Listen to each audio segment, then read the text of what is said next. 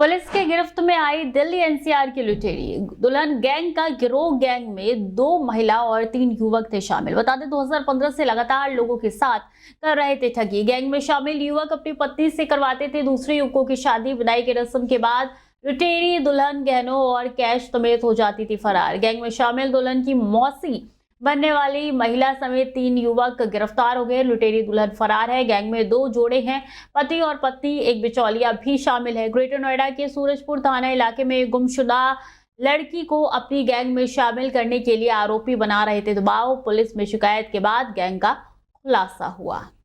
Surajpur police team द्वारा एक सराहनीय कार्य हुआ जिसमें एक लुटेरी दुल्हन गैंग का पर्दाफाश हुआ है।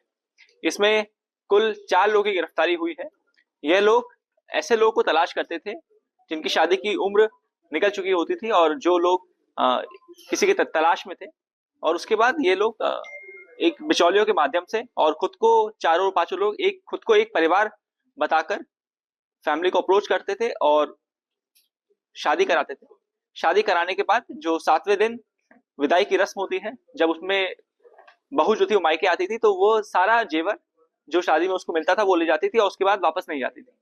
ये लोग ऐसे काम करके कई बार एक ही महिलाओं की शादी कराते थे और एक महिला हम लोगों ने अरेस्ट भी की है। बाकी लोग उसके रिश्तेदार, उसके जान पहचान वाले बनते थे ताकि जो फैमिली शादी कर रही है उसको ये शक ना हो कि ये कोई फर्जी गैंग काम करे। सूरज दुल्हन एक और किस्से हजार, ये कहानी है एक दुल्हन की जो कि लुटेरी दुल्हन नाम दिया गया है, जो कि लोगों को फंसा कर एक गैंग के माध्यम से ठगी करती थी। सोचिए कि दुल्हन की कोई मौसी बनता था, कोई पापा और कोई भाई और कोई पति, यानी कि पूरा षड्यंत्र था ना, वो लोगों के साथ मिला करती थी जिसकी शादियां नहीं होती थी। यानी कोई व्यक्ति जिसे टारगेट किया जाता था, इस व्यक्ति की शादी नहीं हो रही है तो उस व्यक्ति से कांटेक्ट या संपर्क किया जाता था। उसके बाद शादी की कराई जाती थी। फिर दुल्हन घर जाती थी और शादी की सारी रस्में कंप्लीट होने के बाद जो जेवरात और जो कैश होता था ना, वो दुल्हन लेके फरार हो जाती थी। ऐसे ही एक गैंग का सूरजपुर थाना पुलिस ने खुलासा किया है,